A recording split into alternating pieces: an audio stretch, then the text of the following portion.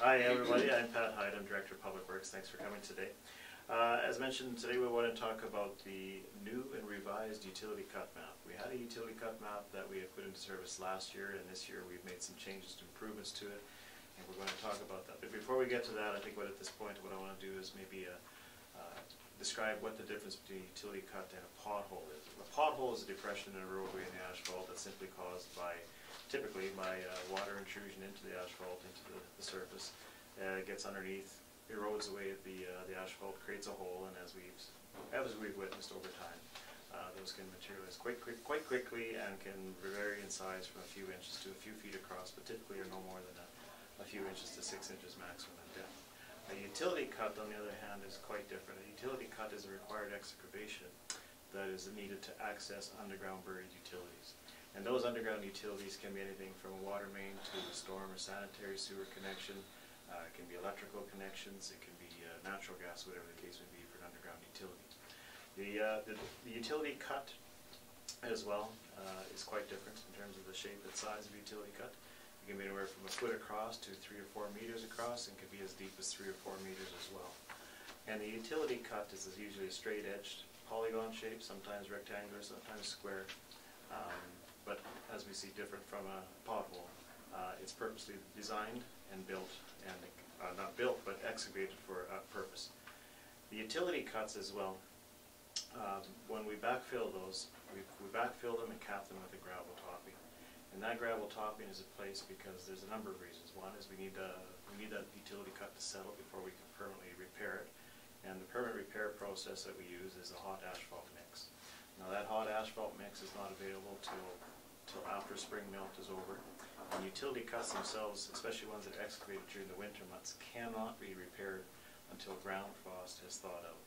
And the reason for that is because we need that frost to have thawed out in order to prevent settling of that utility cut. If we patch it with a permanent asphalt cover too quickly, what can happen is when that frost thaws out, that utility cut will settle and will cause a depression. And as I said earlier, because it's a straight edge cut, that can create quite a hazard for motorists. So we have to allow that process to take place to settle the ground frost to thaw out. In the interim, what we do is we cap it with a gravel topping and we maintain those utility cuts. And those utility cuts are maintained until we can permanently patch them. In the case of priority roadways, we'll typically maintain those until they're patched, and that frequency rate can be anywhere from daily, sometimes even twice a day, and that varies right through to, say, a residential area where the frequency rate can be anywhere from a few days or a week in between, depending on the necessity and the need of the utility cut in terms of the deterioration rate. And of course, as we see when we have rain, that can deteriorate utility cuts until a permanent repair as well, so the frequency rate can change as a result of that. The utility cuts themselves, as I said, when we patch those, we have a schedule that we maintain in terms of what we do for the utility cuts. The iMap on the Building Better Roads website, what this map is providing for all the locations for utility cuts in terms of where the locations are, and of course the schedule. Now the schedule is a 4-week rolling schedule.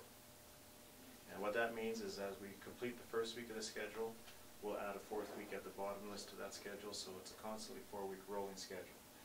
A utility cut can also impact both concrete, meaning sidewalk or curbing, as well as landscaping. That landscaping can be on private property or city right-of-way. When we have that incurred on the utility map, as you'll see, it shows in there if there's an asphalt requirement for repair, a landscaping repair, and a concrete repair. If they're not required, it simply says not required. If it's scheduled, it'll show the scheduled date on there, and if it's not scheduled yet, it'll say to be determined. The utility cuts that are scheduled are shown in a dark purple triangle, and the ones that are not yet scheduled are in a light purple triangle. Do you have another screen here? Here's the map that shows the utility cuts that we have as of today, and as you can see, the purple screen, or the purple, I said triangles, sorry, squares. The purple squares, the dark purple squares, are the ones that are scheduled on the 4-week rolling schedule, and the light purple ones are the ones that have yet to be scheduled. On the left-hand side, you can also see that there's a list. You can scroll that list, and it shows the locations of what has been scheduled to date so far. And as well, you can also search in the top right corner. You can search by address, or simply hover over the the utility cut indicator on the map, and it'll bring up the information on the pop-up light-up screen as shown here. Okay.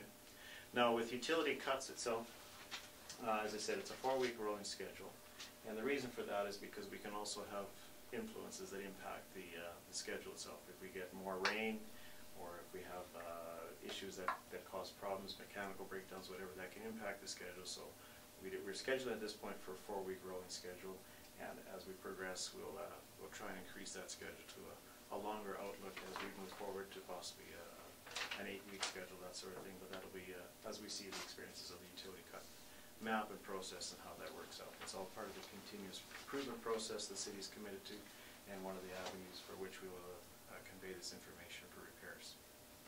And as you can see on there today as well, the number of utility cuts that have been repaired, we're 40% complete on the total number of utility cuts, which it shows right now is standing at 1,057. That's from January 1st through to this point in time.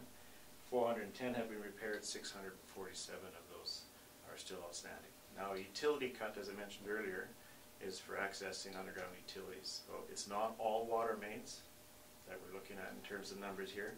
That can be anything from a catch basin lead to a curb box to natural gas connections, excuse me, natural gas connections or other things. So water main repairs only make up a portion of that number we have.